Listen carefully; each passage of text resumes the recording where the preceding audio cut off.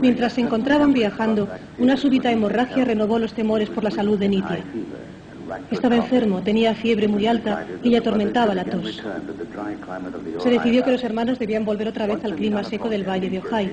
Una vez en California, Nitya pareció mejorar, y cuando Mrs. Besant telegrafió pidiendo que Krishnamurti viniera a la India para la convención del jubileo de la teosofía, él aceptó de mala gana. El lazo afectivo entre los dos hermanos se había desarrollado con más fuerza que nunca. Krishnamurti tenía una fe incondicional en que Nitya era esencial para la tarea que tenían por delante y que debido a esto se respetaría su vida. Mientras Krishnamurti estaba en camino a la India, llegó un telegrama diciendo que Nitya tenía gripe. Un telegrama posterior decía: gripe agravada, rueguen por mí. El día 13 de noviembre, cuando el barco entró en el canal de Suez, llegó un telegrama anunciando la muerte de Nitya.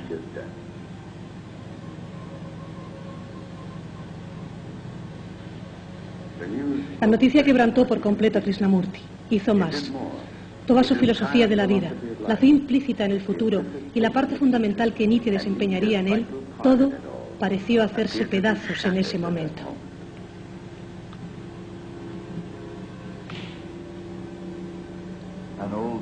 Un viejo sueño ha muerto y uno nuevo ha nacido. Una nueva visión está surgiendo y está desplegándose una nueva conciencia.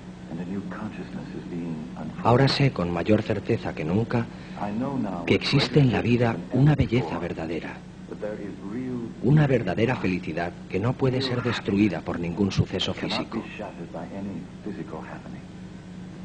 una gran fuerza que no puede ser debilitada por acontecimientos pasajeros,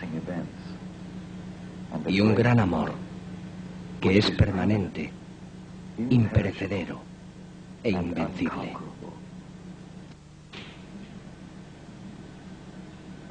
Al llegar a Madrás, su rostro estaba sereno y radiante. La convención del jubileo en 1925 celebraba los 50 años en la vida de la sociedad teosófica. Miles de personas asistieron a las reuniones que duraron 4 días y los acontecimientos fueron ansiosamente narrados por los periódicos de todo el mundo. Después de la convención se celebró un congreso de la Estrella. Para entonces la Orden de la Estrella ya alcanzaba más de 45.000 miembros. Bajo las ramas del enorme árbol baniano de Ayar, Krishnamurti habló del instructor del mundo. Su rostro aparecía a la luz del crepúsculo sereno y convincente, sus ojos medio entornados como mirando a su interior. Cuando empezó a hablar se produjo un silencio impresionante. Algunos pensaron haber visto una luz que le rodeaba y muchos creyeron encontrarse en la presencia del mismo Mesías.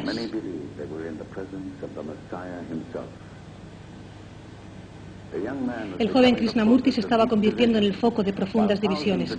Mientras que miles le aceptaban como el instructor del mundo, otros se sentían perturbados por la adoración y la atención que se le profesaba. En Holanda, unos años antes, el barón Van Palan había donado su ancestral residencia, el castillo de Erde, a la Orden de la Estrella. 5.000 acres de tierras boscosas rodeaban los edificios del siglo XVIII. El castillo había sido transformado en lugar de reuniones, donde pequeños grupos realizaban asambleas anuales. El cambio que estaba ocurriendo en Krishnamurti habría de intensificarse cuando la semana siguiente se efectuó en el campamento de la Estrella correspondiente a 1926. Situado junto al castillo de Erde, el campamento de Omen atrajo a más de 2.000 personas de todas las nacionalidades. Había enormes carpas para las reuniones y para las comidas. Se dieron conferencias y todas las tardes Krishnamurti encendía una hoguera y hablaba a la asamblea.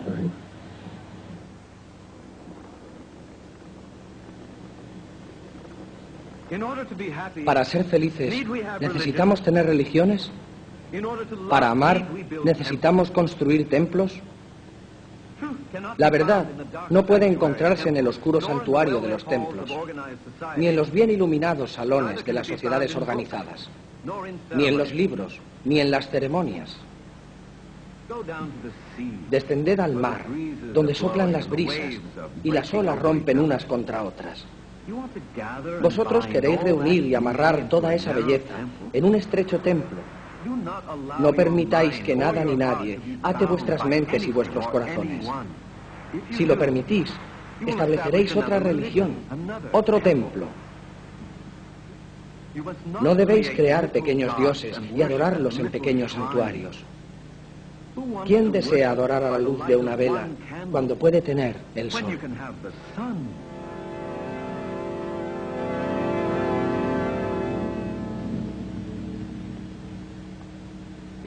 Era cada vez más difícil reconciliar la visión que Krishnamurti tenía de la verdad con las formas y estructuras no solo de la teosofía, sino de todas las religiones organizadas. Su rechazo de la autoridad espiritual era una amenaza para la sociedad teosófica y sus miembros vitalicios.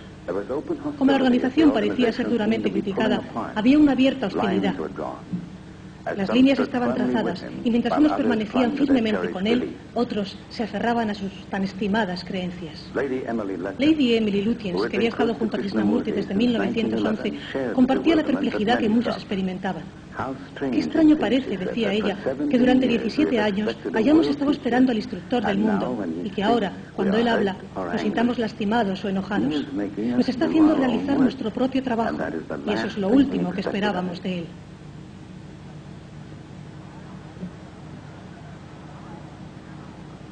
En mayo de 1928, el primer campamento de la estrella en Ojai se celebró bajo los siempre verdes robles del sur de California. Pero con cada nueva charla, con cada reunión, las divisiones se hacían más evidentes. La delicada salud de Annie Besant la obligó a anular sus compromisos públicos. Sin embargo, todavía trataba desesperadamente de reconciliar la teosofía con lo que Krishnamurti decía. Citaba antiguas escrituras hindúes que decían: todos los caminos llevan a la misma meta espiritual. Pero a pesar de sus esfuerzos, las divisiones crecían. No iba a producirse la unificación de las religiones existentes. Las ceremonias y las religiones organizadas, decía Krishnamurti, eran un obstáculo, una distracción de la verdad. Él no ofrecía métodos. No había pasos que seguir ni sistema alguno que asegurara el progreso espiritual. Su visión de la verdad era absoluta.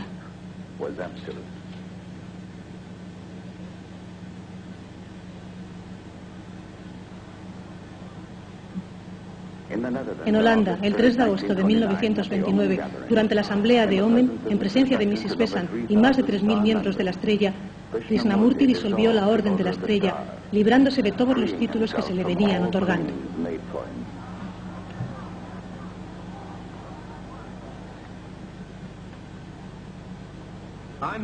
Yo sostengo que la verdad es una tierra sin caminos y no es posible acercarse a ella por ningún sendero, por ninguna religión, por ninguna secta. Ese es mi punto de vista y me adhiero a él absoluta e incondicionalmente.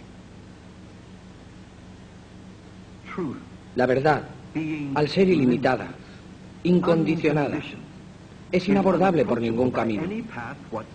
No puede ser organizada, ni puede formarse organización alguna para conducir o forzar a la gente por algún sendero determinado.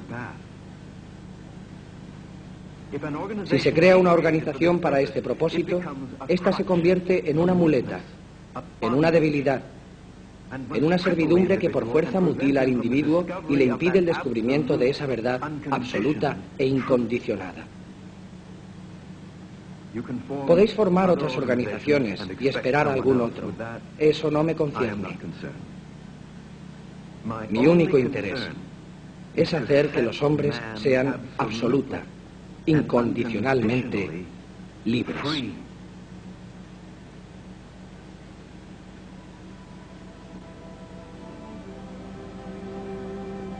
La percepción de Krishnamurti acerca de que ninguna religión, ninguna organización, ninguna filosofía puede contener la verdad era tan revolucionaria como intemporal, y hoy día sigue constituyendo el núcleo de su enseñanza.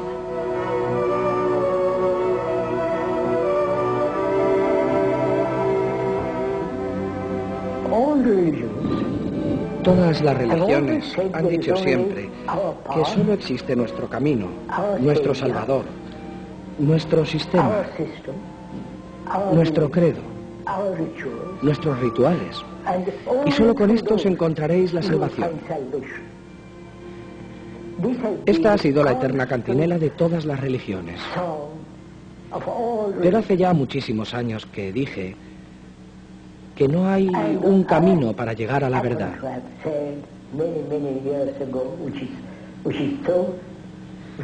La verdad, según ellos, es un punto fijo. Y si se tiene un punto fijo, se pueden tener tantos caminos como se quieran. Pero no es un punto fijo. Es algo vivo, en movimiento.